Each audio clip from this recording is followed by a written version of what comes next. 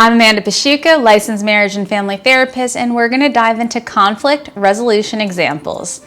Let's take notes, paper and pen if you're old school, or get your iPad out and begin typing. In our personal and professional lives, there is constantly conflict. Conflict is okay to have. What matters is how you mend that conflict. Stay until the end to get our favorite communication guide and learn more on how to start your journey at home. When's the last time that you got into conflict with someone? Chances are it was pretty recently if you're a person who stands up for what you believe and what you value. Conflict is not negative. It's something that actually brings people closer if they know how to handle it. So let's jump into our first real life example. Say you're at work and you're working on a group project, or you're at school and there's a group project. Tension starts to arise. A team member disagrees with your approach, which puts the project at jeopardy. What do? What are your ideas? What would you do?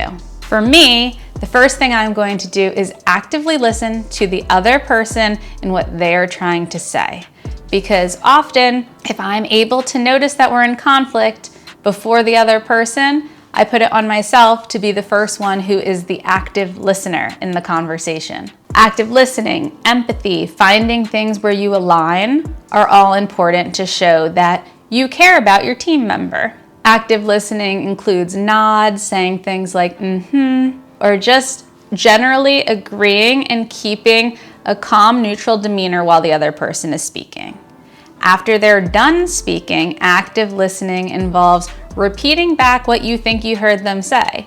I think I heard you say that you weren't comfortable with the way the pacing was going for that project. I think what I'm hearing you say is your request is to go slower. Is that close? That is an example of what one might say when they have this type of real-world scenario and they're working on active listening. Another example, say you're having a conversation with someone at a family party and you two aren't quite understanding what one another means. When it is your turn to speak, it's important that you provide a clear, transparent account of what you're trying to say. Also, it's important that you provide reasoning. Avoid saying things that are vague. Can you help me in the kitchen?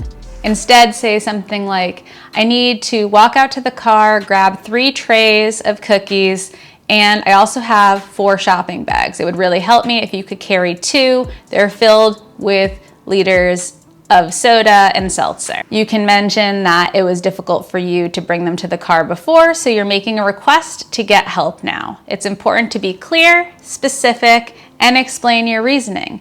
When this happens, people are more likely to not have a conflict, yet instead agree or at least find someone to help you with the request you're making. What are your favorite tips for conflict?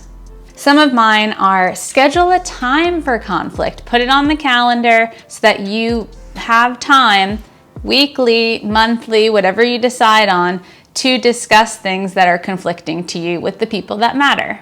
When you are speaking with someone in conflict, ensure that your tone is calm and neutral. Allow the other person to speak without interrupting them, or email and text without jumping in and going off on one point.